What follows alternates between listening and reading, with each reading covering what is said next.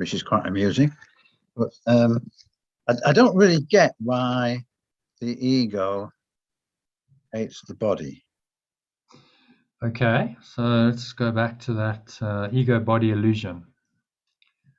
So what is he really saying here? He's saying the body is the ego's home by its own election. Right? Yeah. So ego's identified itself with the body, and the ego feels safe there. Okay? Because the body's vulnerability is its own best argument that you cannot be of God. You cannot be eternal and invulnerable if you're a body, clearly. So this is the belief that it sponsors eagerly, but it hates the body. Maybe you read this from there. Yet the ego hates the body. Yet the ego hates the body because it cannot accept it as good enough to be its home. So he's saying here that the ego is so inflated that it cannot accept the body as good enough. So it kind of puts up with the body, but it isn't good enough. Even though it said that this is its home. So he's saying the mind becomes actually dazed because this is just so confusing. So do you want to read the rest? Yeah, here is where the mind becomes actually dazed. Being told by the ego that it is really part of the body and that the body is its protector, the mind is also told that the body cannot protect it. That sentence is kind of, I'm struggling. Being told by the ego that it is really part of the body and that the body is its protector, the mind is also told that the body cannot protect it. So the mind is thinking, whatever the mind is, that the ego isn't going to protect the body because it's thinking the body isn't. It's kind of doing is tricking the body in a way, is using the body. So the mind sees that the ego is using the body, using and abusing the body, and therefore senses that it is not safe. Is that right? Yeah. Okay. Therefore, the mind asks, where, and therefore the mind would rightly ask, where can I go for protection? To which the ego chips in, turn to me. The mind, and not without cause, reminds the ego that it has itself insisted that it is identified with the body, so there is no point in turning to it for protection. So the mind is being open and honest and telling the ego that I ain't going to trust you because I can see you're not being truthful or honest about what you're doing in the body. It sounds like an argument between three guys on a Saturday night. The ego has no real answer to this because there is none, but it does have a typical solution. It obliterates the question from the mind's awareness. Okay, so somehow the ego has no real answer to this because there is none. Okay, there isn't. Well, there is. You can't trust the ego, but it does have a typical solution. It obliterates the question. So the ego obliterates the question from the mind's awareness. Now, how can the ego obliterate the question? Once out of awareness, the question can and does produce, and it once taken out of awareness, the question can and does produce uneasiness, but it cannot be answered because it cannot be asked. So if it's been hidden, you can't answer it. So this is called repression and suppression. Yeah. The mind just suppresses these things, and usually it distracts you. Ego is master of distraction, so it's going to distract you to something else. Okay. So the ego is distracting the mind It's not obliterating the question from the mind. It's distracting the mind. Well, he's saying obliterates. He doesn't expand on that. But one of the ways that the ego does this is you simply don't reflect. You don't have time and space to reflect, and you're simply busy, and you're doing stuff, and then, well, it obliterates, because you've got all this stuff that you're busy with. It obliterates any kind of questioning from the mind, because I'm just dealing with the next thing, and so we create very busy lives. Precisely as a defense against this process of self-reflection, which is going to allow us to then see the ego. I'm too busy. Really too busy to know yourself. All right, well, but in truth, ego works. But in truth, the question remains. I mean, it might be deeply covered, but the question must remain. And it does produce uneasiness. Yeah. It cannot be answered because it cannot be asked. Yeah. So we feel uneasy, and then, typically that uneasiness shows up in body sensations, and then the ego will say, okay, well, you're feeling a bit uneasy, so do something to relieve that, whatever. And we all have our ways of doing that. Yeah. There's helpful ways and there's not helpful ways, so you could drink something, you could smoke something, you could go distract yourself with another activity. There's various ways of avoiding that discomfort and not actually dealing with it, not actually looking at the question. Okay, that's good. I've got it. Okay, does that answer your question of why the ego hates the body? Yeah, got it. Thanks. The ego hates itself, and so the ego hates its own miscreations.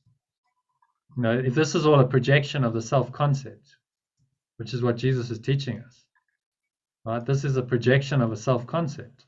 So the self-concept is, I hate myself because I think I've really destroyed God or love or oneness. I've destroyed everything that's true and pure and holy and real. And now I've created this false self-concept, and I feel terribly guilty for it. So it loathes itself, it hates itself, and then that self-loathing projected out creates the illusion of another world populated by bodies. And so it hates the body because it's a projection of its self-loathing, and it just projects that self-loathing onto the body, and thinks that the body's not actually good enough to house it, because actually it feels totally unworthy. Nothing the ego's ever done will make it feel good enough. Oh, wow. I remember hearing that, the ego really wants to take us out. Hereby lies madness, and it's like that Gordian knot, the Celtic knot. It has no beginning and no end. The ego will keep us in that perpetual loop until our last breath and beyond. And I thought, my God, that's really over-egging the pudding, but it's true. It's true. It is true. You observe human life. I mean, this is how the world works. This is how our lives work. We're on a timeline. We see that very clearly. This timeline, we've all got these lives. We've got various stuff that happens in lives, traumas, some successes, but quite a lot of trauma. And then, we go from birth to death and we die. And it doesn't matter what you thought you were in the dream. Well, death is the end of it. Your character dies. And then, the ego is not finished with you, because then it's like, oh no, you're still unworthy. So guess what? Off we go. Bypass this. We never go really into pure formless awareness. Just skirt around that and do a loop back and come back and incarnate again. Have another life and do the whole thing again. And this is what in the Eastern teachings they say. You're on the wheel of the cycle of birth and death. It's just cycling around and around and around. And actually, you want off it. You want to get out of it. We all do, really. I think the ego retreats in the final few days before we die. Well, I don't want to wait till then. Well, maybe. Because I mean, people often. I mean, you hear about it. People soften in those last few days. It's like an opening. Opening into this dimension, because they're preparing. But why wait until the last few days? And sometimes they're not due. Sometimes they just get reborn again. Yeah. Yeah. I don't know. You said something interesting. You said, "Oh, well, someone told you in your Yeah. previous life you left struggling, and then you came back struggling." Guess what? Yeah. Because that's the pattern of the mind. The mind Yeah. wants to struggle. So then you've got to create a situation where you struggle. Yes. So I There's think no- that just before you die, you actually start dropping your veil, which you've held up all of this time, and you have fought so bravely to uphold. Yeah. Yeah. And when you're on the point of death and you know that there is no more time to fight, you actually give up. Mm. And that is when you act that peace and say, yeah. And what there's it an is. acceptance of what's always been there, but it's just Exactly. death is that's why it's a major arrow. Death points you there because it's Correct. opening into that dimension. Yeah. That's it. So why wait? You know, and what this Exactly. path is saying is each time you let go, right? You see that each time you let go of some kind of trauma, some kind of difficulty that's getting you mentally, emotionally, that's a little death. Each time you die a little bit, you die to the old self, and you're reborn Correct. in the new self. That's what this is about. So why not die continuously and reborn continuously in this new self, moment by moment by moment in your life? You don't have to wait until the last few days. Exactly. And that's, you know, then the resurrection of the true self. But now, if you do this, you know, in your life, that resurrected self can now be running the program. So instead of the ego trying to pull you onto the timeline, create all this dysfunction, that higher self now says, well, I don't need any of these traumas. These traumas really don't add any value in my life. They're not helpful at all. I'm just pure formless awareness expressing itself in the world. I'm love itself incarnated in the world, and my only job is to express this into the world and feel it myself and express it and extend it. And that's the enlightened, you know, state of being in the world, being in the world but not of the world. And then, you know, these kinds of people do extraordinary things, as we've seen in history. Extraordinary things they're capable of if you're in that state of consciousness. So I think that when you are in that state to die, you actually have nowhere else to go. So eventually you also go within, and you don't blame the world. You don't go outside of yourself. You're actually there for yourself, going into yourself, into me, I see. And up until that point, it's so much easier to distract yourself with the external world. So maybe that also helps to actually allow you to drop that veil and to be that person that John said, just before you die. Yeah. Yeah, or die continuously. This is the teaching. Die Correct. continuously to the self, because this self that wants you to attach to the timeline and all of these experiences in your particular personal self story, the story of you, that self needs to be undone. That self is going to keep you locked on the timeline in a pretty limited state of mind. That self doesn't have access to pure formless awareness. That self is trying to do it all itself. I'll handle this. And Jesus is saying, look, on your own, you really have no reason for any kind of confidence on your own. Because look at where your dream is going, right? Trauma after trauma, drama, eventually death. Is this something that you can have real confidence in and real certainty in? He's saying of your own self, fear is completely justified. But if you give it over to pure formless awareness, then fear is not possible. Because you're just referencing to true reality where none of this exists. And so that's what he's asking us to do with this path of forgiveness or letting go. It's just continuously let go of our attachment to the false self. And that shows up as our thoughts and emotions around particular life situations, particularly traumas. Those are really what define most people. You define your life by your trauma. And then that creates a false self-concept. And he's saying, let it go. Let it go. That's not who you are. That roots you on the timeline. And you don't want to be on the timeline because the timeline leads you to one place, and that's death. It's not a particularly, and if you honestly look at this, and someone said to you, let's say you're up in heaven, someone said to you, right, so this is the plan. We're going to go, you're going to incarnate into this little helpless body. You're actually going to be completely powerless. You're going to be completely at the mercy of these two people, if you're lucky, maybe less than two people, called parents. Some of them may have some of their own traumas, and they may not treat you very well. Then you're going to go along. In this particular example, you're going to have a death of a parent. One of your primary carers is going to die early in your childhood. Okay, it's major trauma. You're going to get rejected by your first special love. So you're going to feel like you're never actually quite worthy of love. Then you're going to get married to a surrogate parent, and that's not going to go well because you're going to project all of your shit onto that person. So then you get divorced 10 years later, but there's a whole lot of mess in between because you've had kids. So now there's a custody battle. Then you're going to go and you're going to have a COVID crisis. So you're going to lose your job because the world economy is going to tank. Then all the stress is going to cause you a heart attack. You're going to start a new business. You're going to work yourself silly, have a heart attack, eventually sell it. So that's kind of the one major success of your life. You'll sell your business, and finally you've got enough money to retire. But then you're going to have this existential crisis of retirement because you're actually not going to know what you're supposed to be doing because you don't have all the stress and all the stuff to keep your mind occupied. And then you give yourself cancer and eventually die. Like, would you take that as a deal? If someone said that's the deal, would anyone in their right mind go, oh yeah, I'll sign up for that? Absolutely. Yeah, that sounds like a great experience.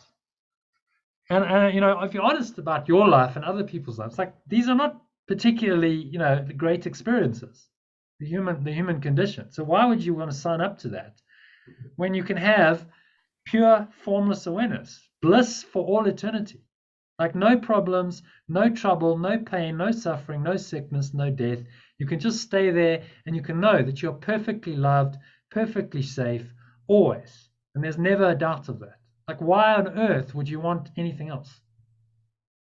And this is what he's trying to get us to see and to choose. Why would you want to come onto the timeline and do this again when you could have this? And there is no good reason. This is what the teaching is saying. There's no good reason to want to come and reincarnate. Okay, so moving swiftly on to today's text reading while we're doing the text. The Rewards of God, this one's called. So it's not too long. There's 8 paragraphs. I think we can probably manage it in under an hour, and then we'll do a quick med to end. So, Marlene, do you want to start with paragraph 1, please?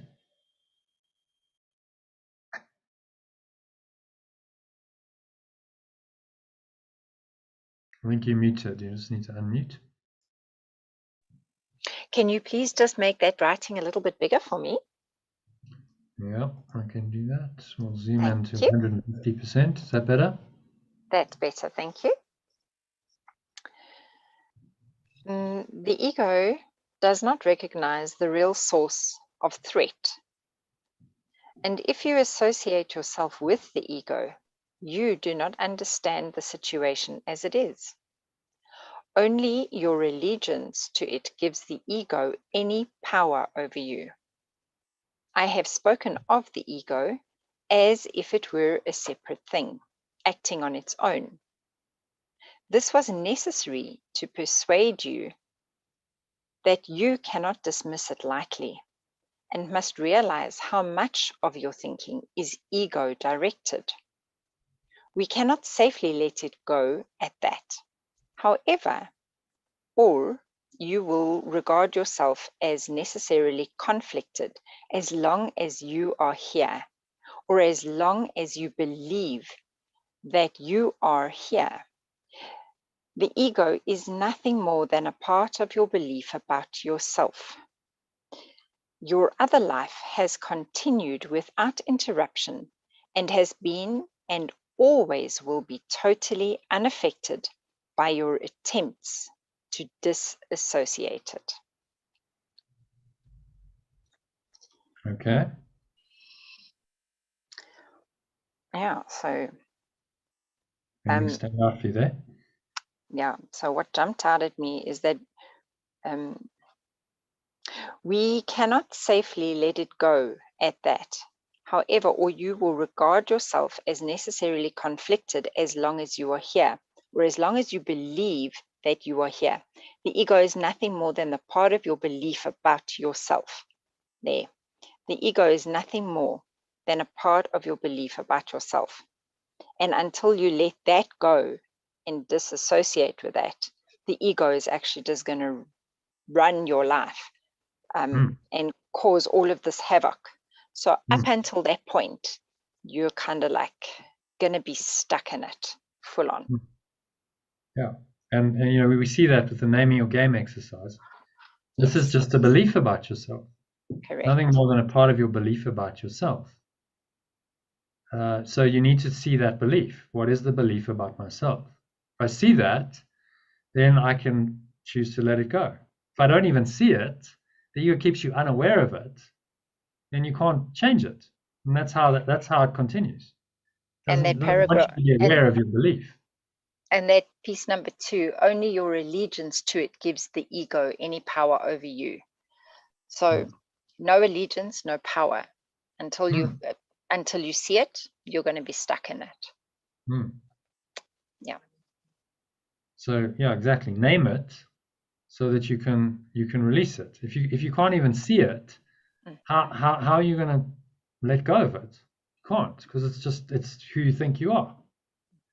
So all of these modalities, whether it's Course in Miracles forgiveness, or if you look at say the 12-step program, the Alcoholics Anonymous, where they trying to help addicts, they're all the same. There's an acknowledgement that, okay, yes, there's a problem here, right?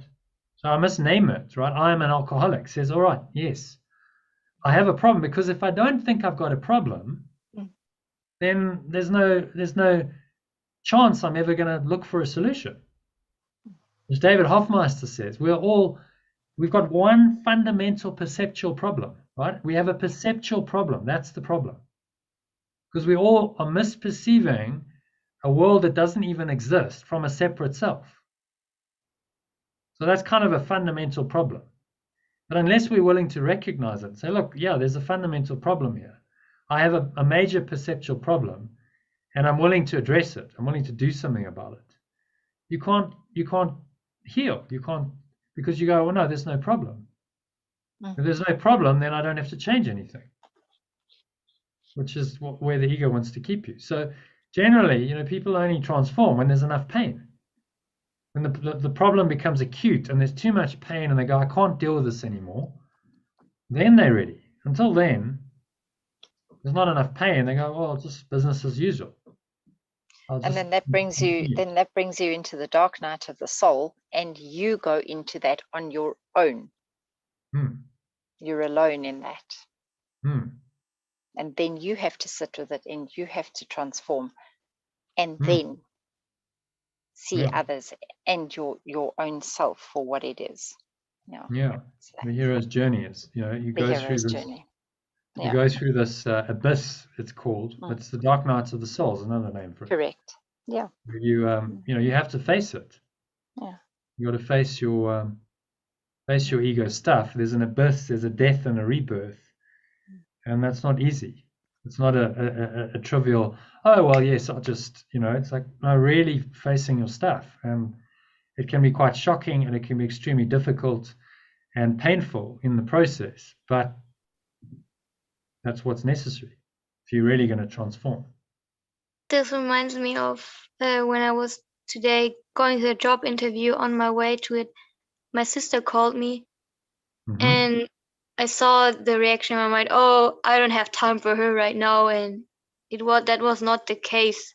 I saw that I have time for her, so I talked with her, and then my mind was going with, oh no, you have to feel important because a job interview. I was like, I have prepared myself, and I want to show her that I am happy for that. She has now found a psychotherapist, and she had very much struggled with even doing anything in her life. So I was happy for her. I was proud for her, and there was resistance to share that. And then I was I called her back and tell her that, and I saw how on the these how on the ones that I make myself so important and say, okay, oh, just expressing love, no, that's not important enough.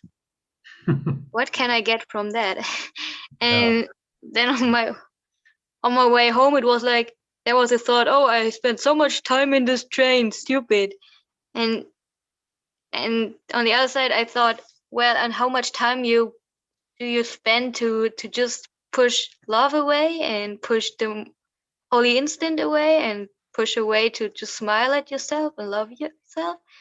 So it's amazing how on one side I allow the ego's kind of allowing itself to struggle and to suppress. On the other side, it's judging itself. Like if I can blame someone else, if I can blame the train, I want to I want to blame the train. If I have to blame me, no. But sometimes I also do. Sometimes I like to punish myself. Sometimes others, and sometimes I don't want to punish myself. So this is crazy. You said self-blame is as much an ego defense as blaming others. So it's all part of this thought system of accusation, blame, and attack, which make the guilt real. So it's just observing that pattern, and if you can see it and spot it, and then go, okay, but I don't have to play it. I don't have to carry on playing that game. You know, I can actually experience love right now, not sometime in the future. It's right now. And so you called your sister back, and then there was a connection, and you know, love flowed, and so you made a different choice. There was so much resistance to do that. It was like that would someone to tell me go to the toilet of the train and clean it. That resistance was, I was like, this is amazing. No. Why is that so much? No. Well, because the ego is very resistant to love. It doesn't want you to see that you are divine love. You are the same as your sister. It doesn't want you to see that. It wants you to think, no, you're separate from your sister. Yes. Oh. So when you love unconditionally, you undo the individual identity, and it feels like death to the ego. Does that explain why I'm resistant to unconditional love? It's like, no, it feels like you're dying. Yes. Because the ego's got to die in order for you to unconditionally love. I'm feeling like I want to go into the more I do the course, the more I feel like I'm getting crazy, or like, no, maybe you would say you become aware how many crazy thoughts you had already in your mind. Yes, it's like I want to go to this, like, go and get hospitalized because I'm just feeling that I'm on the surface. Yeah, it happens. You know, you gotta recognize this is crazy land, and as you start really pushing, if you really start pushing the ego, and going into oneness, then all kinds of crazy stuff comes up, because it's all coming out of your subconscious, and it's the ego's defense. Go do that, Katie. And you go, well, that makes no sense at all. No, do it anyway. Yes. You know the voice. It's crazy. It's insane. So the key thing is just not to listen to it. Just to watch the voice and go, okay, whatever, you know. It's just a thought. You don't have to believe the thought. You don't have to act on the thought. In fact, absolutely don't act on the ego's thoughts, because it'll get you into a lot of trouble in this world if you do. So just observe it. It blows through the mind. You go, okay, whatever, you know, whatever, whatever, and you just whatever, and you just got to get into the habit of being able to do that. You know, I'm just letting go. Oh, another crazy thought. I'll let that go. Oh, another one. Oh, that one's particularly crazy. Okay, let that go. Because it's all the same. It's all illusion. This is what Jesus is trying to teach us. None of it has any truth whatsoever. Okay, so moving swiftly on to number 2. Do you want to read that for us, Katie? Yes.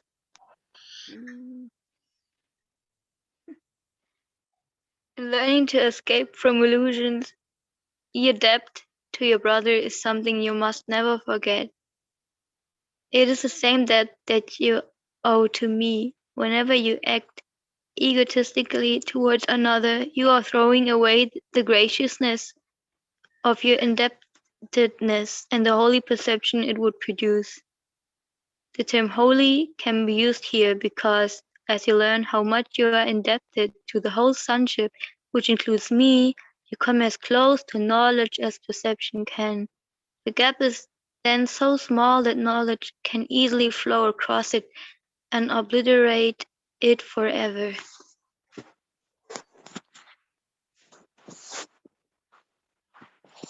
Okay. So, Is he kind of saying here that gratitude takes us close to knowledge?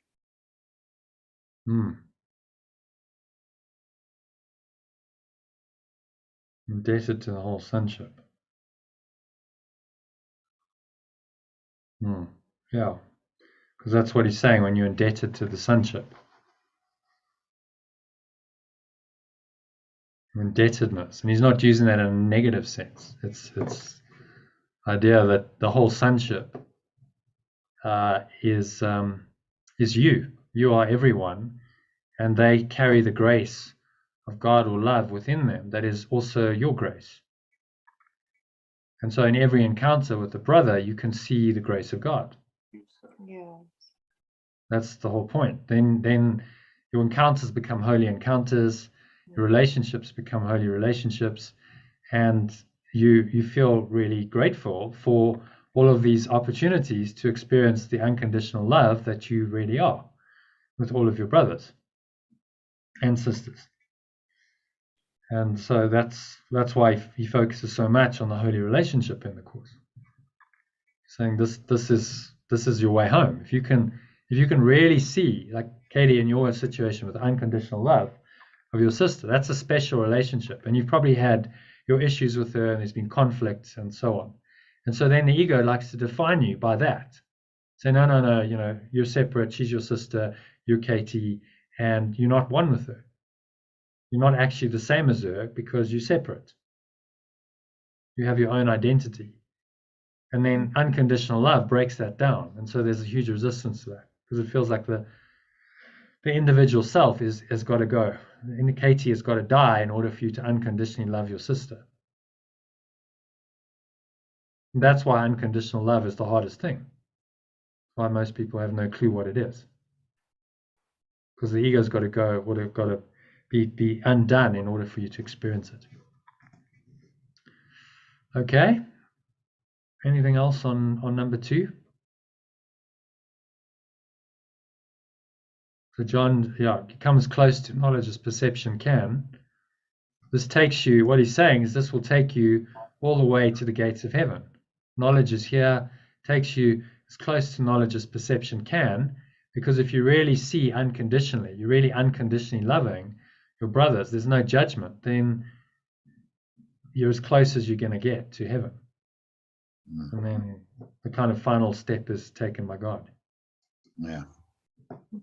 So that's why there's such an emphasis on relationships in the course, because he's saying this is a major way of training your mind to accept the at-one-ment. Okay. So number 3, John, do you want to read that first? Yeah. You have very little trust in me as yet, but it will increase as you turn more and more often to me instead of to your ego for guidance. The results will convince you increasingly that this choice is the only sane one you can make. No one who learns from experience that one choice brings peace and joy while another brings chaos and disaster needs additional convincing. Learning through rewards is more effective than learning through pain, because pain is an ego illusion and can never induce more than a temporary effect. The rewards of God, pure formless awareness, however, are immediately recognized as eternal. Since this recognition is made by you and not the ego, the recognition itself establishes that you and your ego cannot be identical. You may believe that you have already accepted this difference, but you are by no means convinced as yet. The fact that you believe you must escape from the ego shows this. But you cannot escape from the ego by humbling it, or controlling it, or punishing it. Mm.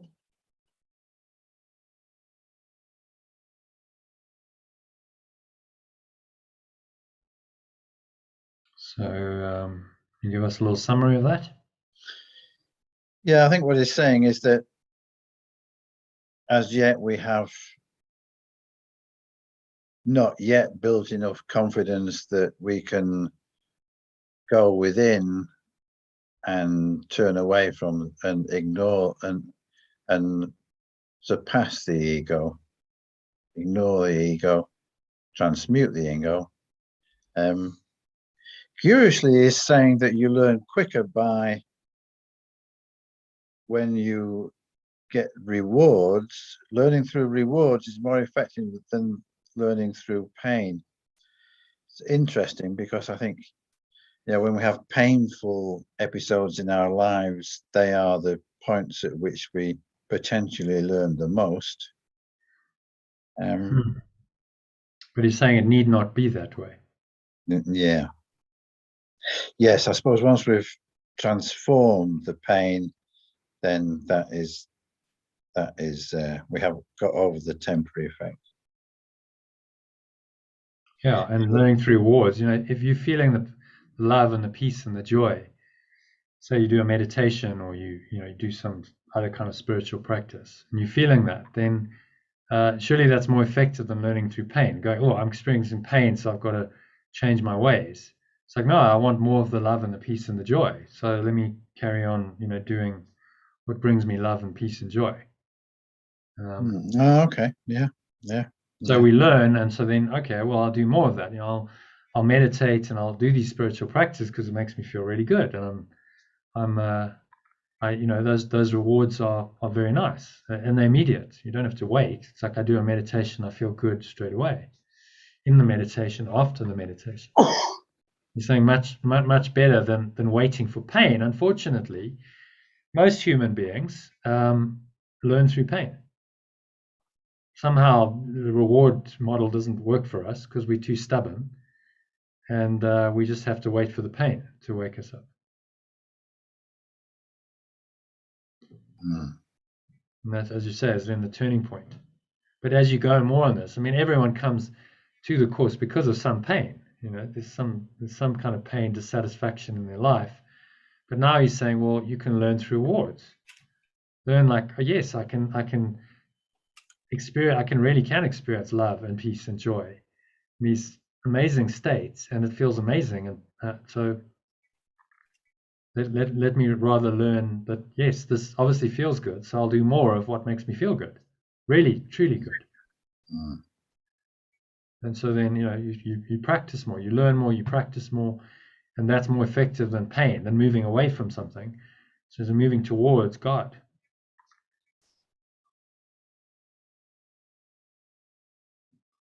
Okay, anything else there? No, it's a very positive, reassuring paragraph. Okay. Any other questions, anyone? Paragraph 3.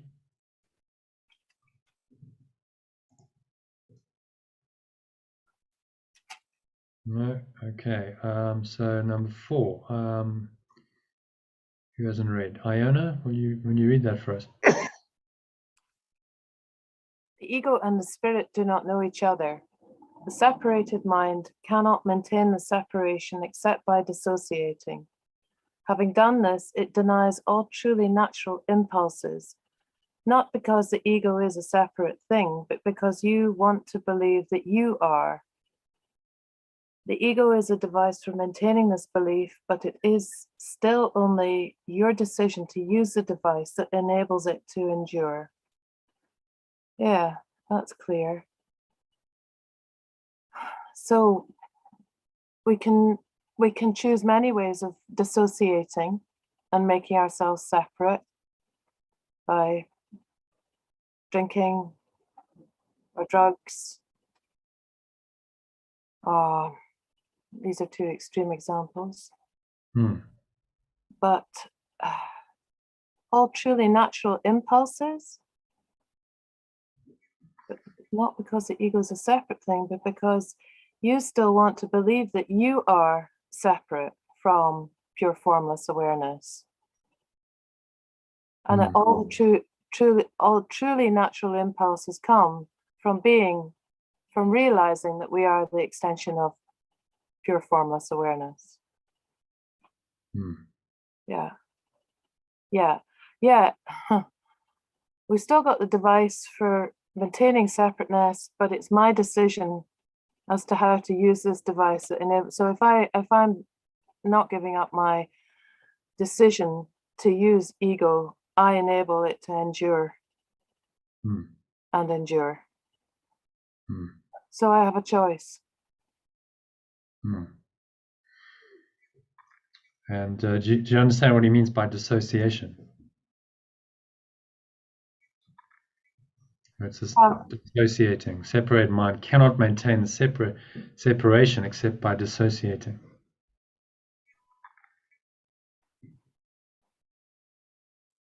By truly investing and believing in the ego?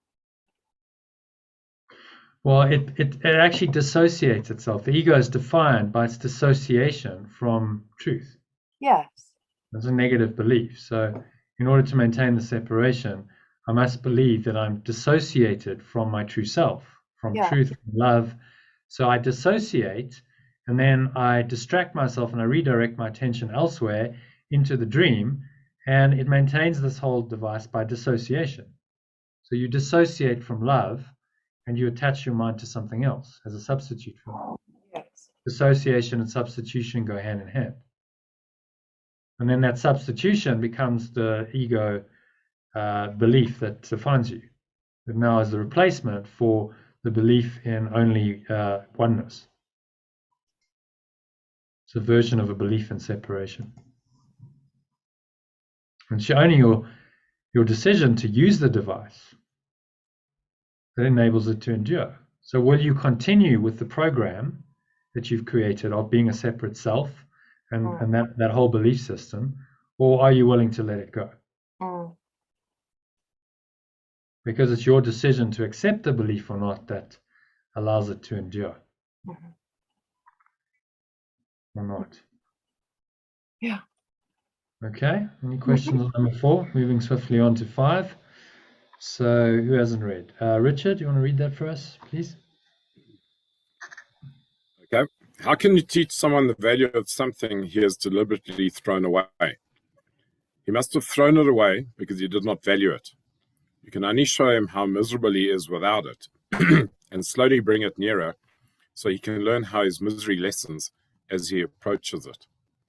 This teaches him to associate his misery with its absence and the opposite of misery with its presence. It gradually becomes desirable as he changes his mind about his worth. I'm teaching you to associate misery with the ego and joy with the spirit. You have taught yourself the opposite. You're still free, you're still free to choose, but can you really want the rewards of the ego in the presence of the rewards of God or love? Okay. So anything stand out for you there? Well, it's about the teaching in the first instance, about the ego causing misery and the spirit causing joy or being joy, and that you actually have schooled yourself or you've taught yourself through a choice of the opposite. In other words, ego is joy and spirit is misery. So as you make this correction, you start to see from your experience that, look, my misery starts dissipating as I approach the truth, as I stop dissociating. I've thrown this away, right? We threw away truth. We threw away God, love, oneness, pure formless awareness to enter into this illusion. And as we start letting go of the ego and we start retracing our steps, we find, there's more joy, there's more peace, there's more love. These are the rewards of God he's talking about. And then you go, wow, this is actually amazing. I'm feeling really a lot better. about myself. So why don't I continue? The more I dissociate from the ego and the more I accept this, the better I feel. And so then you're learning from the rewards rather than from the pain. And there's a pulling power. Think of this as like it's like a vortex of energy. It's a black hole, except actually beyond the black hole, there's just perfect light. The ego is going to tell you it's a black hole, but it's got this really extreme pulling power, gravitational power, pulling you into it. And you start recognizing that as you go there, you feel better and better. And as you go away from this, you feel better and better. So you learn from the letting go of the belief in the dissociation, that actually when you start associating with love, then you feel just so much better. And that's the best way of learning, as he says, rather learn through rewards than through pain. So you're learning to associate misery with the absence of love, and you're learning to associate happiness with the truth. And we've got confused.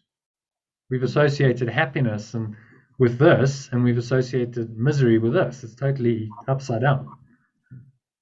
A crazy thought system, but that's just how the ego is. Everything's upside down. So we need to turn it right side up and see it truly. As it says, you've taught yourself the opposite, but you're still free to choose. Can you really want the rewards of the ego in the presence of the rewards of God?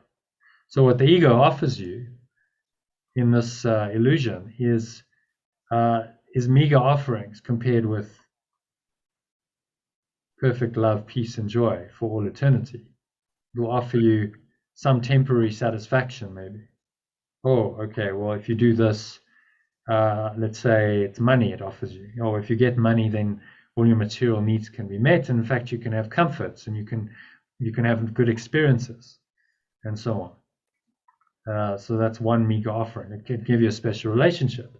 Oh, well, this special person is going to meet your needs. And so that's an offering it makes. And he's saying these offerings are nothing compared with eternal love, peace, and joy that are offered by God or love. So just don't accept things that are truly of no worth. These are all meager offerings that actually offer you nothing. Okay. Any questions on number 5? Happy with that? Okay, let's move on to number 6 then. So I think Katie hasn't read. Katie, do you want to read for us? Or is she gone? Is Katie still here? No, Katie's left. I think she's gone. Yeah. Right, there you go. Okay, so Katie's gone. So I think we're cycling back to Marlene?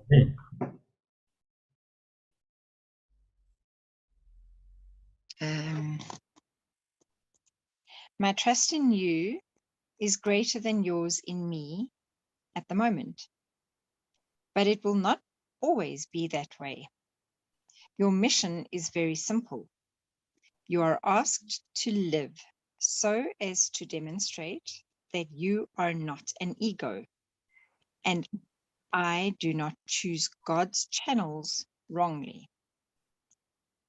The Holy One shares my trust and accepts my at-one-ment decisions because my will is never out of accord with his. I have said before that I am in charge of the at-one-ment. This is only because I completed my part in it as a man and can now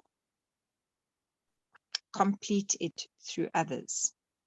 My chosen channels cannot fail because I will lend them my strength as long as theirs is wanting.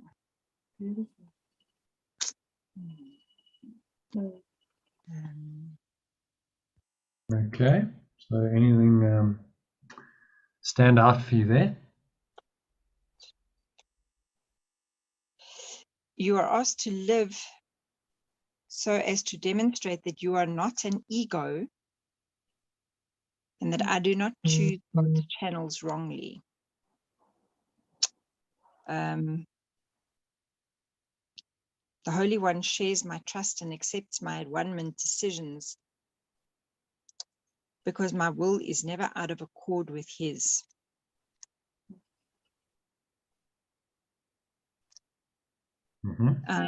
I'm in charge of the at-one-ment. So it comes back down to the choice of how I see myself, and I take the ego out and I become part of the at-one-ment and accept that and live that. My chosen channels cannot fall because I will lend them my strength as long as theirs is wanting.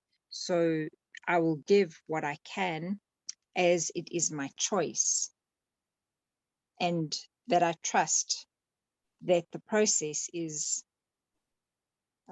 the best way forward for me.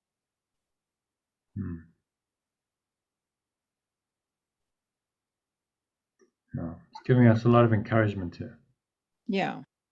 That we're not alone, that Jesus is, or the Holy Spirit is just this awareness of oneness, is with us all the way through our dream. And if we listen to that awareness of oneness, it's going to take us out of the dream completely. That process is the at-one-ment process of climbing back up the ladder out of the dream is the at-one-ment. And then you make these decisions, accepts my at-one-ment decisions because my will is never out of accord with his. In other words, Jesus is the Holy Spirit. That's the same thing. The same will, same mind. And it's just a remembrance or the awareness of oneness in your own mind. Yeah. It's saying, I completed my part as a man, can now complete it through others. So saying, I've done this. You know, I've been a man, I've been in the human condition, and I completed my part. I accepted that one-ment completely for myself, and so I transcended. And now he becomes in charge of the at-one-ment, because he's the first man who's done it. And so his at-one-ment, his mind is the Holy Spirit's mind. But for some people, they prefer to think of it as Jesus, because it's just easier for them to accept, rather than some abstract idea of oneness. But it's the same mind, the same will is governing you. He's saying you cannot fail. Your chosen channels. Yeah. Well, I have news for you, all of you. You are his chosen channels. Otherwise, you wouldn't be here tonight. I was just wanting clarification on that. So the I is Jesus saying, I do not choose you wrongly.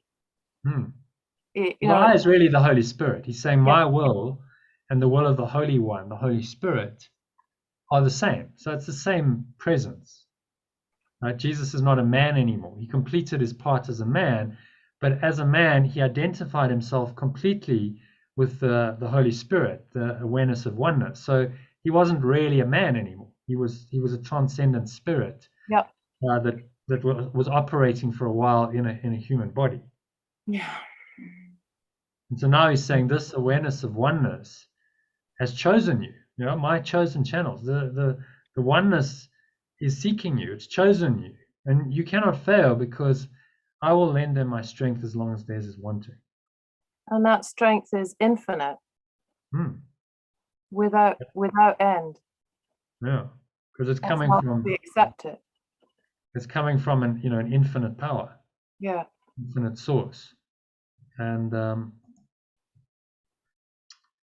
that's very encouraging. This is, instead of grandiosity, like, oh, I've got this handled, I'll do it my way. This is what the ego is telling you. I'll do it my way. I'm in charge. I'll manage this a lot better, and then it roots you on the timeline. Instead of that, what you're saying is, okay, I don't actually know, and I'm open to an infinite, eternal power to come in and do things I just can't even conceive of, things I can't even imagine could happen if I surrender to that. That's the difference between miracles and magic. So magic is like, I'll do it. My own self, my self-concept is going to do this, and I'm going to play in this game of time and space, and I'm going to try and manipulate my reality to suit me. That's magic. And the Spirit says, no, let that all go and allow this power, this infinite eternal power, to come through you, and it will then do things that the ego cannot conceive of, by definition, because the ego cannot conceive of oneness. So how can it conceive of that power? It's denied that power.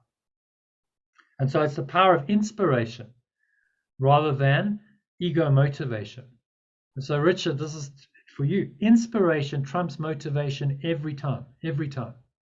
You can do things when you're in an inspired state that you cannot even conceive of doing in an egoic state. And if you take that into whatever your field of endeavor is, in your case, it's business. Oh my goodness me, if you really take that and you really do that, there's just, I mean, you can't even conceive of what you're capable of. Because it's not really you who's doing it. That's the whole point. You just become the channel for the Spirit to come in. But you have to be willing to let go of the self-concept that stops, that blocks the flow of this Spirit into your mind and into your life. And allow the strength, as long as theirs is wanting. So if you have any doubts or any fears, you're saying, well, give it over, and I will be there. This presence of infinite eternal love. Marlene, your thing was power, wasn't it? So this kind of resonates with that. Yes, correct. My chosen channels cannot fail. Did you read this? You did. Yes, So I did. very appropriate. That strength is yours, and an infinite power is yours if you claim it. Exactly. Okay, so can we move on from that? Any questions on number 6?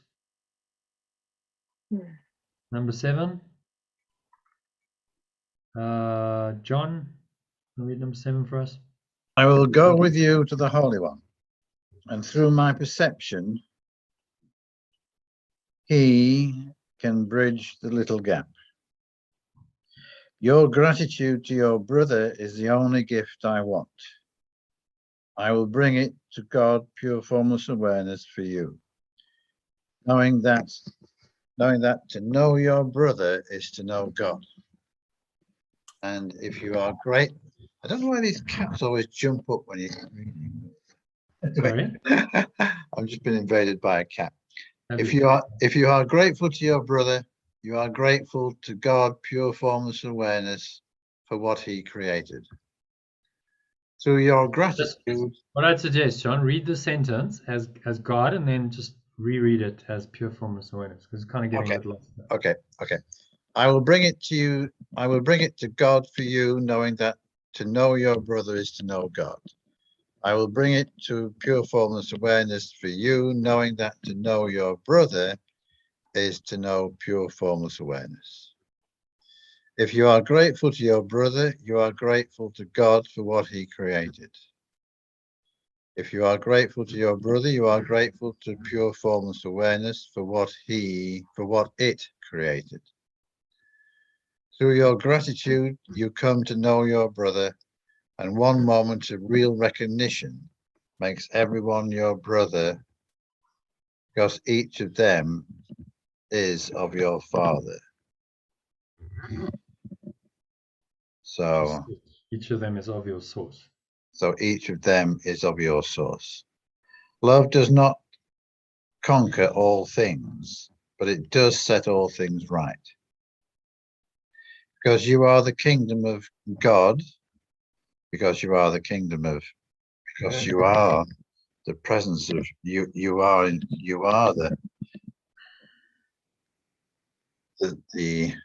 are pure formless awareness.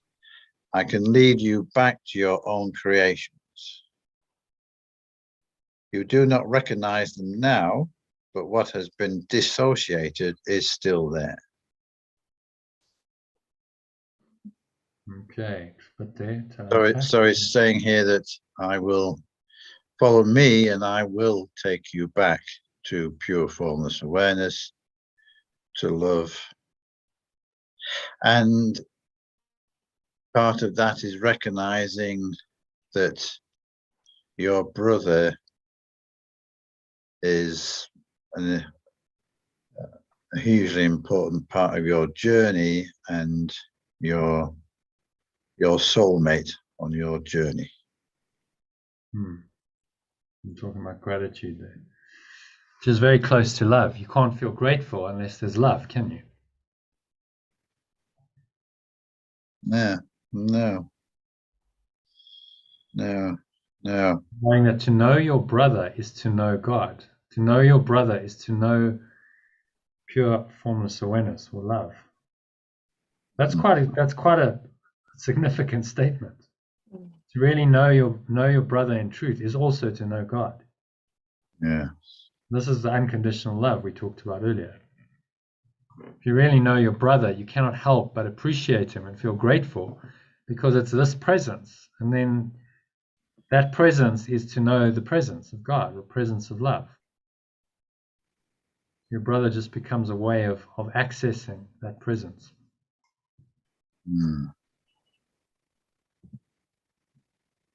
Okay, any questions on this?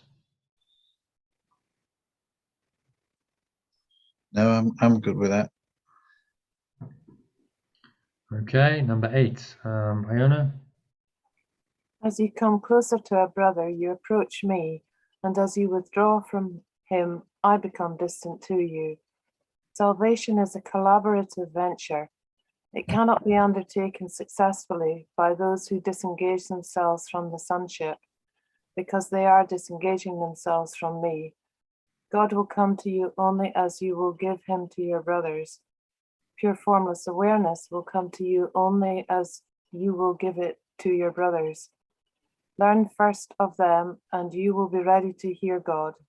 Learn first of them, and you will be able to hear love. That is because the function of love is one.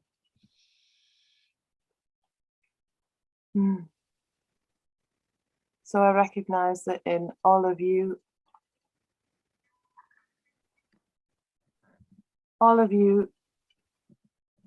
is my connection with pure formless awareness. It is in me, it's in you. And this way together lies our collective salvation. You really I got a very strong sense of that on Sunday. Yesterday, where are we? We're Monday today. Tuesday. You got a very strong sense of that. You know, this is that one-man process, and it's a collective mind waking up to itself. Yeah. And you feel that, and it's like the individual components of it awakening, but then actually there's a bigger process, not just each individual. It's like we awaken together into this presence. When you feel that, there's nothing quite like it, is there? It's like, whoa, there's some power and energy here that's extraordinary. Yeah. And it's always available, the truth of the matter. But it's particularly available if two or more, if there's a group and people are connecting in that energy, then you really feel it. And you don't have to be physically close to each other. It's happening on a mind level, as is clearly demonstrated, because there's people, you know, thousands of miles apart joining the call tonight, but you feel it. So that the limitations of time and space and distance and just in those moments just fade away, and you say, yeah, I really experience this. It's not just an intellectual theory. It's an experience of, yes, I'm experiencing God, pure formless awareness, love in my experience now through my brothers, through this interaction with my brothers. And that's the holy relationship. It says gather together in my name. I like that. Yeah. So if you disengage from anyone, then you disengage from spirit, from oneness. You disengage yourself from the sonship. So that's interesting. He's saying, don't, you know, a huge temptation of the ego is, no, everyone's crazy. This is a mad dream. Let me just disengage myself from people. And I'll go and separate myself from the world, and I'll become just live in my little cave at the extreme. You know, people do this, become hermits, and they really don't engage. And he's saying, but this cannot be undertaken. It's a collaborative venture. cannot be undertaken successfully by those who disengage themselves from the sonship, because they're disengaging themselves from me, from the very spirit that is going to save them. And so in this collaborative venture and the working with other people, and that's why I think like group work is so satisfying and so meaningful when you're doing this course, because it like comes alive for you. You're like actually starting to live what he's saying. Yes, it's a collaborative venture. I get it. It's not just myself in a self-study course. I'm trying to figure this out on my own. I'm actually doing this with other people. And so there's this call to like join, in these groups and do the work together and help each other, because there's no doubt it does help. Compared with on your own, you're getting insights and inspiration and from other people that can really help you on your journey. So God will only come to you, you'll give him to your brothers. Love will only come to you as you will give love to your brothers. Yeah. You see how sometimes the retranslation really goes, oh wow, I see. Love will only come to you as you will give love to your brothers. Learn first of them, you'll be ready to hear God or love. So as you give it, you receive it. And it's because the function of love is one. So in truth, there is no giving or receiving. It's just an energy field. It's a presence. And as you give it, you receive it. And eventually you realize there's no giving and receiving. It just is. But it's a process of teaching ourselves that. And that feels like, oh, now I'm giving it, now I'm receiving it. But actually it's one. Yeah. It's one presence. So yeah, some profound stuff. I think this is quite a good one. Can anyone give me a key takeaway? What's the key takeaway out of this? The rewards of God. What are the 2 or 3 key points he made in summary?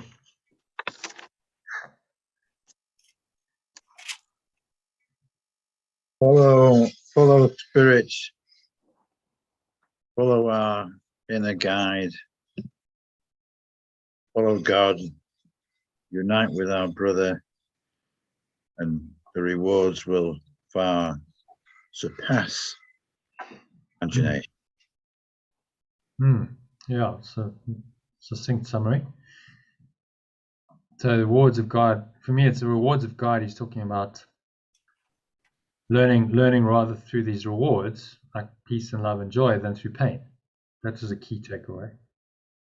So rather than learning through pain, you can learn through these rewards, and that we've dissociated ourselves from oneness, and the way back to oneness is through our brothers. We see our brothers as who they really are, as love, then we recognize God.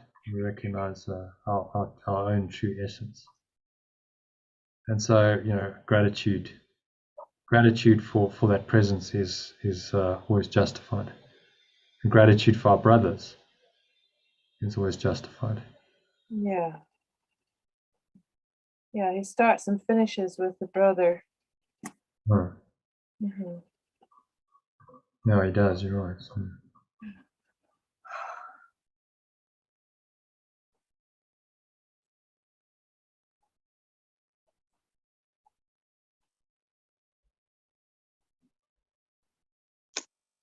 You say starts and finishes. You meant starts and finishes the section. Yeah, in 2 he starts about you're never forgetting the debt to the brother, and then at the end, a very lyrical paragraph. Come closer to a brother, and you come closer to me, and it's comparative. You embrace your brothers, and you embrace love. Which, if you can really see this, is then unconditional love. Yeah. You can only experience that presence. You don't say I love you. You say I am you. That's unconditional love. That presence that you are is also my presence. We share the same presence. I am you. You say namaste, which is, I see you as me. That's what it means. Sastri Akal. What did you Hindi? say? Is that Hindi? From Punjab, Sikh greeting, Sat Sri Akal. I see the light in you. Sat Sri Akal. So these Sat Sri greetings Akal. are in a lot of these cultures. They have the greeting of "I see you." I really see you. Not your form identity, but I see, the light in you. I see the essence in you.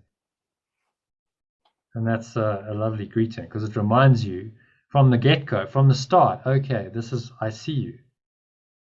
I see you as me. I see the light in you. And that changes the whole interaction, doesn't it? Okay, so any questions on this section? Happy with this? The words of God.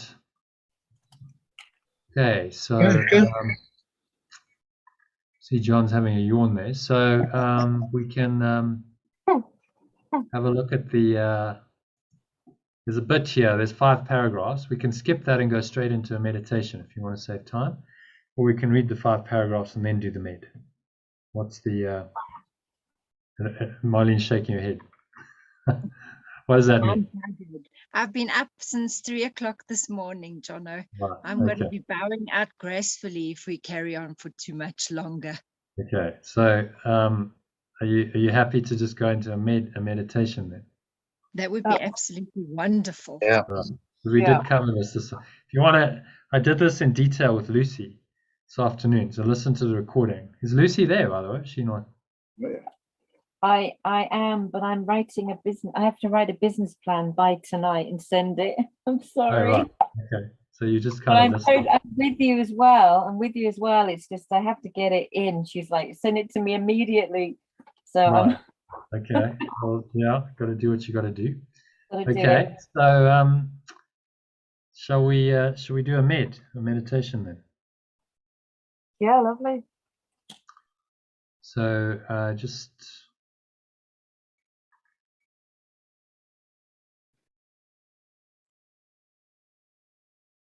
making yourself comfortable.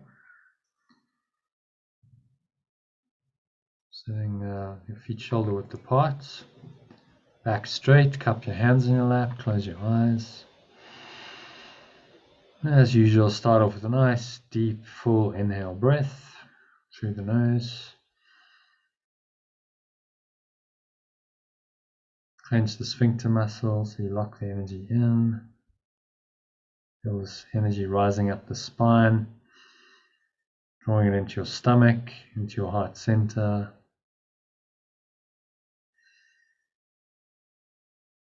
Pulling it up the spine, all the way up into the crown of your head.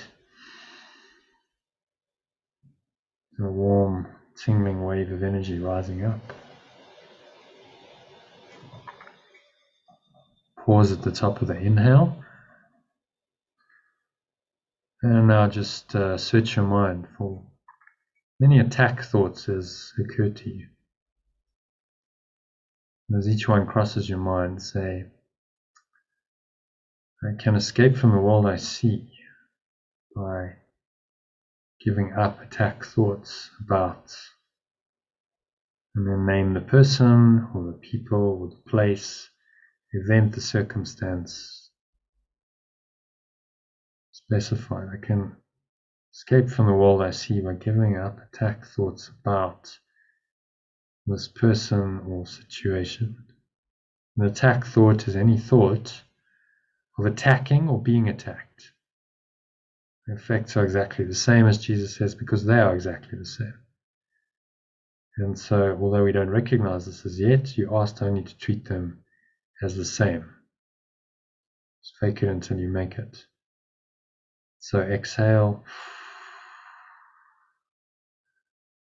As you exhale, just blowing it all away to the nothingness that it really is. Blowing away with the breeze of your breath.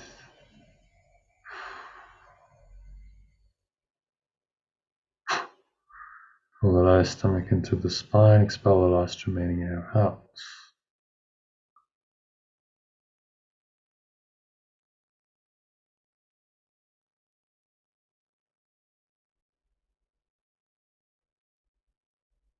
Find some peace and some stillness. As you let go, this naturally starts to arise. Quietness descends in your mind, calmness, openness, spacious awareness, which is pure formless awareness. Just arising in your mind, emptying your mind. And let's practice doing that again. Breathe in to the lower stomach, blowing your stomach up like a light-filled balloon.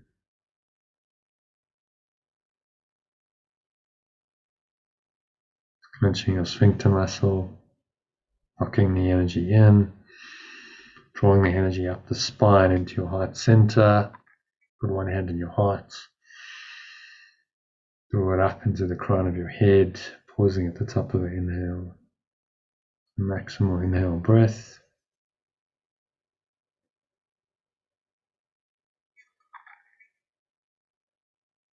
Pause.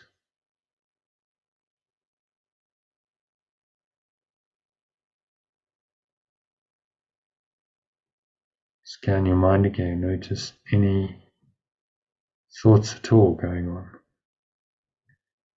As Jesus is saying here, all of your perceptions of external reality are a pictorial representation of your own attack thoughts.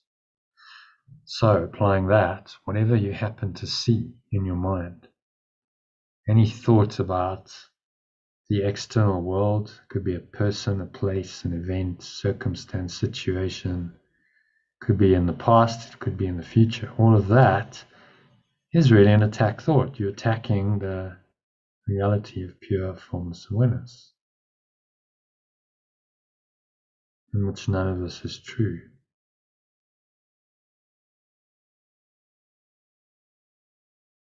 So just notice any thoughts and remind yourself that I can escape from the world I see by giving up attack thoughts. Even a seemingly innocent thought about time and space, anything about the external world, just apply this indiscriminately to that. I can escape from the world I see by giving up attack thoughts about whoever it is or whatever it is. When you exhale,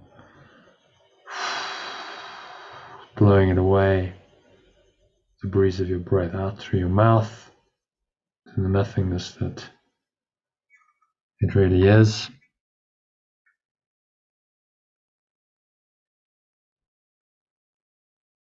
Imagine it's like a dark cloud just being blown away.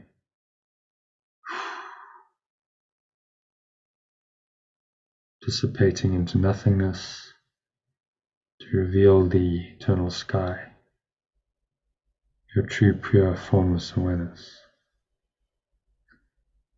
eternal sky of your mind.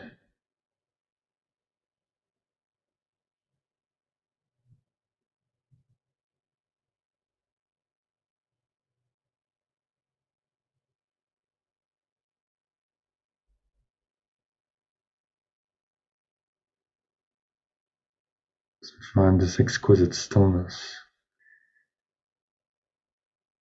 peace that passes all understanding. It's been called in the sky. You will not find it in cloud patterns. You have to go above that, above the battleground, into the clear blue sky, above the earth, above all the thoughts of the earth, of this world, above all attack thoughts. So do that now, just go there, give yourself permission to go completely into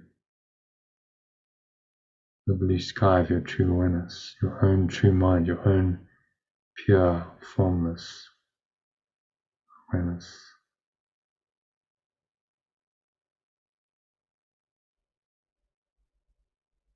Nowhere else to go, nothing else to do, nothing else to think about. The next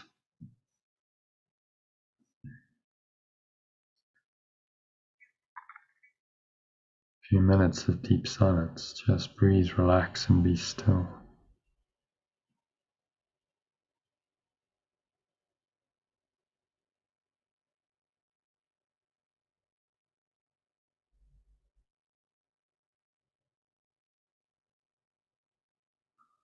Just surrender, let your mind go. Any thoughts, remind yourself that I can escape from the world I see by giving up these thoughts. Attack thoughts. But all thoughts about time and space that make time and space real, really an attack on your own reality, attack on yourself. Escape from the world I see by giving up attack thoughts about.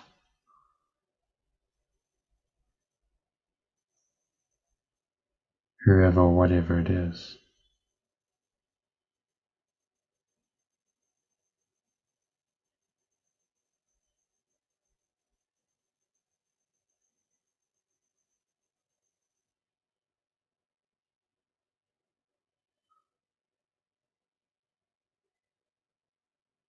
So just breathe in and out through your nose. Deep, slow, rhythmical breaths. Observe subtle sensations of the breath. Stomach rising and the chest rising, subtle flow of air in through the nostrils.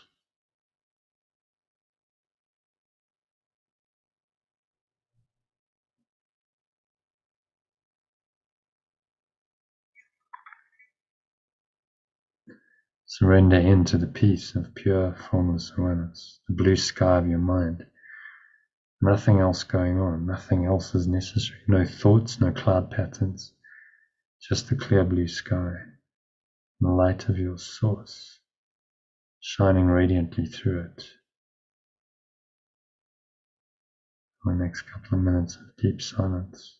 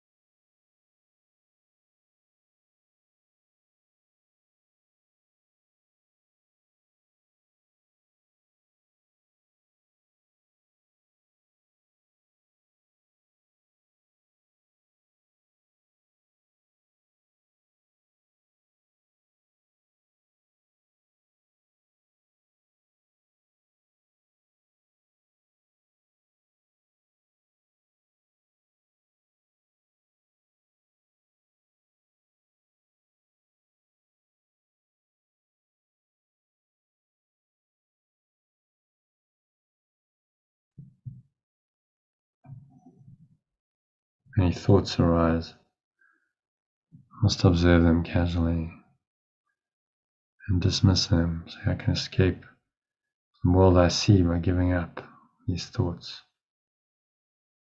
So really attack thoughts, attacking this transcendent realm, this domain of pure, formless awareness, my own true self.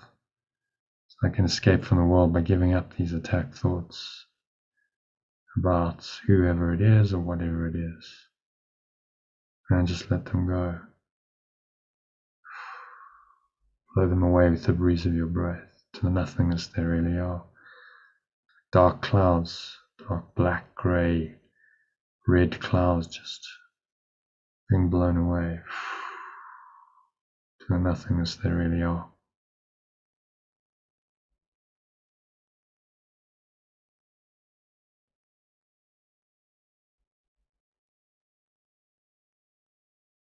Let it all go, surrender into the stillness. Clear blue sky of your true awareness for another minute or two of deep silence.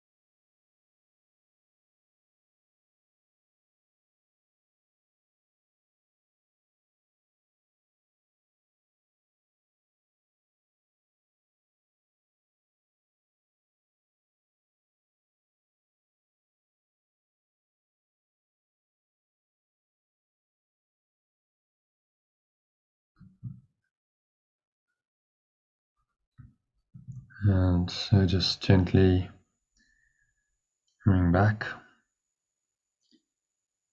in this deep state. And just gently bring some awareness back into the body, into the senses, into the world.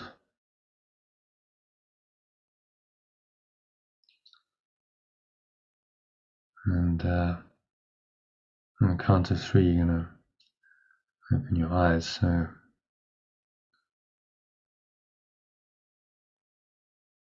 1, just breathing in, noticing how the stomach rises and the chest rises, and the subtle flow of air in through the nostrils. Feel the energy rising up the spine, clenching the sphincter muscle, noticing all these sensations in this very present way. Present moment awareness. Without judgment and without interpretation, you just observe them. And what shines through them is your pure formless awareness. It's beyond the interpretations and the judgments of the world. So,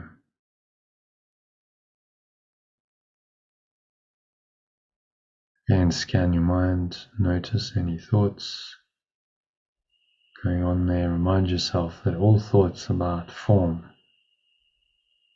are an attack on pure formless awareness, because they deny pure formless awareness. So whatever the thought is, remind yourself, I can escape from the world I see by giving up this attack thought about whatever it's about, name it, person, place, event, circumstance. Doesn't really matter, it's all the same. It's all an attack on pure formless awareness.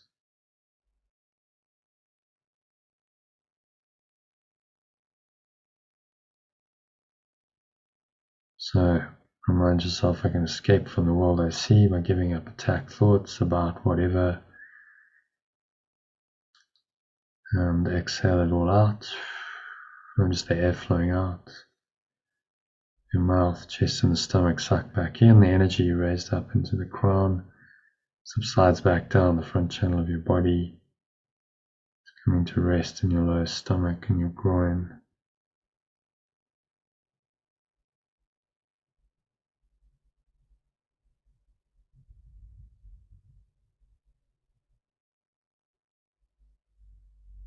Just surrender to that stillness, a moment of exquisite stillness between breaths. The mind is just still, calm, quiet, no thoughts. This is what it means to give up attack thoughts. Just that pure presence of who you are rising in your mind, and appreciate it. Smile. Breathe in on the count of 2. Notice any air flowing into your nostrils. Notice if that air has a smell that you don't normally notice. Taste maybe in your mouth. You don't also normally notice the sense of taste very much.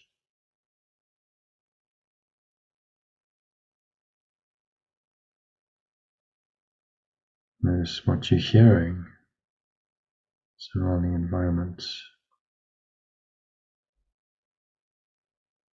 Notice whatever,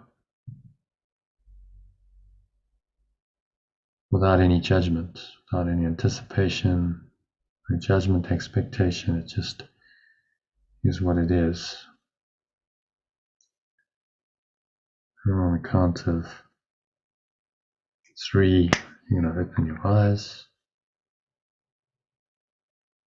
Just take a minute to look around, noticing various objects in the room. All this very calm, attached state.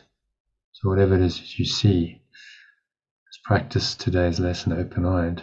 Say, I can escape from the world I see by giving up attack thoughts about whatever it is, whatever your eyes happen to rest on. So much of the world, our perceptions of the world are based on attack. Attack thoughts. We think things can harm us. We think things are there to harm others. As Jesus says, Be sure to include both your thoughts of attacking and of being attacked. The effects are exactly the same because they are exactly the same. You do not recognize this as yet. You're asked at this time only to treat them as the same in today's practice periods. We're still at the stage of identifying the cause of the world you see. When you finally learn that thoughts of attack and of being attacked are not different, you will be ready to let the cause go. Yes, the cause of the world you see is attack thoughts. One tiny mad idea of attack, the attack on God or love, was at the cause of the entire dream. So that brings us to the end of the meditation and of tonight's session. So thank you for joining, everyone. I hope that was helpful. Thank you. And I hope to see you again tomorrow. Absolutely. Night, Yeah. night. All right, night, everyone. See you 12:30 UK time. That's 2:30 SA time, or tomorrow evening. It's 6:30 or 8:30. Okay. Namaste. Okay. Namaste. Thank you, Jono. Thank you, everybody. Namaste. Namaste. See you tomorrow. I hope. Are you joining tomorrow afternoon, John? Yeah, I think so. Great. Look forward to seeing you there. Okay. Cheers, Richard. See if you can do your homework in the next couple of days, and then we'll have another chat. Maybe the three of us can do it. I think it might be quite helpful, John, if you sat in on that session. Well, yeah, well, fine. Yeah. No, I'm very happy. Okay. All right. So I'd appreciate that. Thanks. I think that was a bit of I felt a bit ambushed in a way because I wasn't prepared. And I think everybody on Sunday managed to see what happened with everybody else. So I just wasn't, because I hadn't prepared firstly, even being led, you don't quite know what you're trying to do. If you've seen somebody go through it before you and there's been a bit of sticking and guiding, you kind of get in the flow, and I had nothing of that, unfortunately. Also, I'd purposely not been on Sunday in order to allow Marlene to have